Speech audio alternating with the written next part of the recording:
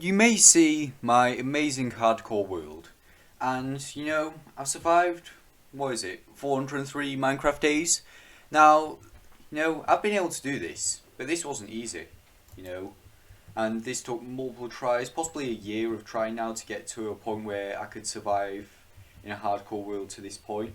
Now, the real question is, how was I able to do this? How was I able to survive up to 400 Minecraft days? And how can you as well? What did I do to do this? Well, I'll tell you. Step 1, take things slow. When you load up into any hardcore world, you may think, alright, let's plan this. Let's build a giant house. Let's, get full netherite tools. Let's get all protection, mending, everything like that. But the main thing you should do, just take things slow, Just build a house, like get some stone tools and then like build some shit, to make sure that, like you don't instantly die, everything like that, You gotta make sure that, you've got like good tools, you've got good weapons, at least decent, and then, just take things slow, like don't like overcomplicate yourself. Like see, just make a crafting table, make wooden tools, make a small base, do all that. Basically just create a wooden pickaxe and dig into the ground. So you can make, you can make this your base. You could like dig down, You can make this my base right here. But yeah, the real question is, like the real thing is, not the real question, but yeah, just take everything slowly, Just don't do anything like really fast, Just do everything slow and steady. You know what they say? Slow and steady wins the race, just like mine yourself a few bits cobblestone, get decent weapon, decent stone pickaxe, do all that, and yeah, that's basically it. Step 2 is to not mess around. Now when I said don't mess around, and when I said before, that's basically it. Basically, there are many steps with this, like what to do. Basically don't mess around, if you see a pig or a cow, kill it to get some food. But if at any point you see like bunch of creepers, don't like jump in and think, hey, want to leap at my chance of that. Just make sure you have a plan, make sure you do well. Because, for me, I've mainly died because I took a lot of risks, and all of that,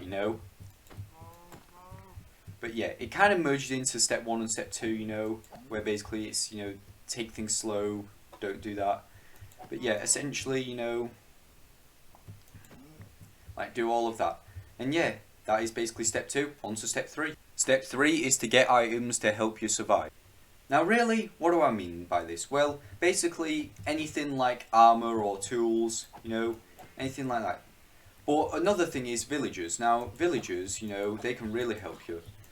And you can create things like a villager breeder, which could, help you along the way, could help you survive.